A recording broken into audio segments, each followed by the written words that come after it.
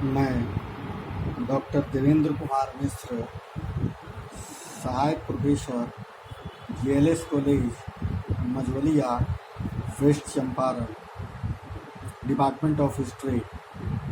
आज कुछ सामान्य ज्ञान के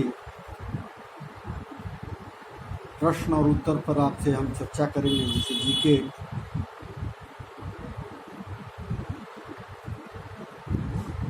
थोड़े से प्रश्न और उत्तर का हम आपसे चर्चा करेंगे। भूमध्य रेखा के उत्तर या दक्षिण में किसी स्थान पर दी गई कोणीय दूरी क्या कहलाती है? उसे अक्षांश कहते हैं। ट्रॉपिक ऑफ कैंसर क्या है? वो एक है 23 1/2 डिग्री उत्तरी अक्षांश रेखा। धरातल पर 1 डिग्री अक्षांश की दूरी कितने किलोमीटर की होती है? तो 111 किलोमीटर के बराबर।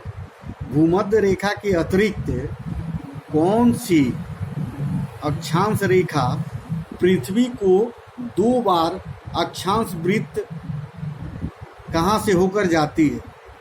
भूमध्य रेखा के अतिरिक्त कौन सी अक्षांश रेखा पृथ्वी को 2 बराबर अक्षांश वृत्त से होकर जाती है? मालागासी। वह काल्पनिक रेखा जो पृथ्वी को 2 भागों में बांटती है क्या कहलाती है? उसे भूमध्य रेखा कहते हैं। वह काल्पनिक रेखा जो भूमध्य रेखा को समकोण पर काटती है क्या कहलाती है? देशांतर कहलाती है।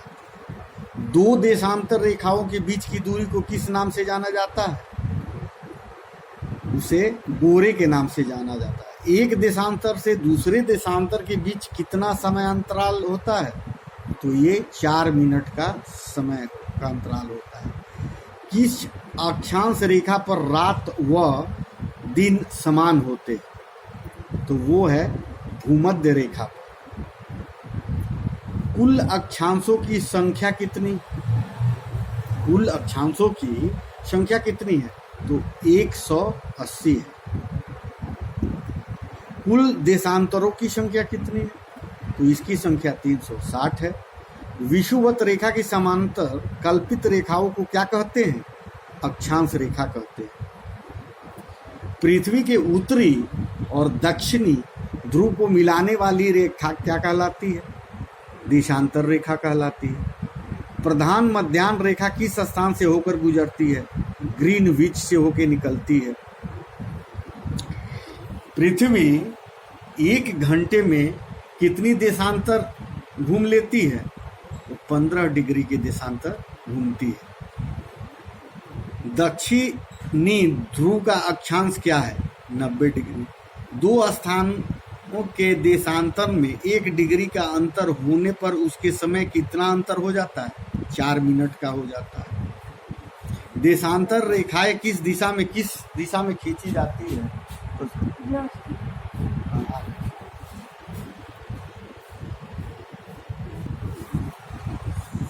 और आगे आपसे हम बात करेंगे भूमध्य रेखा से ऊपर 0 डिग्री से 90 डिग्री क्या कहलाता है?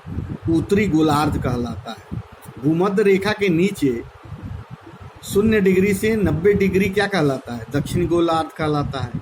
अंतर्राष्ट्रीय तिथि रेखा का निर्धारण कब किया गया था? 1884 ईस्वी में किया गया था। अंतर्राष्ट्रीय तिथि रेखा किसे कहते हैं? 180 डिग्री देशांतर को। अंतर्राष्ट्रीय तिथि रेखा किसे से सबसे नज़दीक है? 180 डिग्री पूर्वी और पश्चिम देशांतर। अंतर्राष्ट्रीय तिथि रेखा टेढ़ी मेढ़ी क्यों है? समय और तिथि के अंतर को समाप्त करने के लिए। उत्तरी प्रशांत महासागर में अंतर्राष्ट्रीय तिथि रेखा के विचलन का क्या कारण है? एलुसियन द्वीप समूह।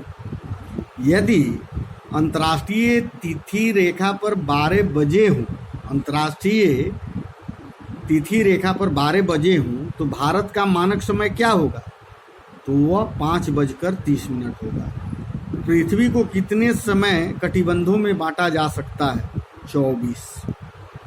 भारत का मानक समय किस देशांतर से लिया गया है? तो 1.2 डिग्री पूर्व से। भारत का मानक समय किस स्थान से लिया गया है?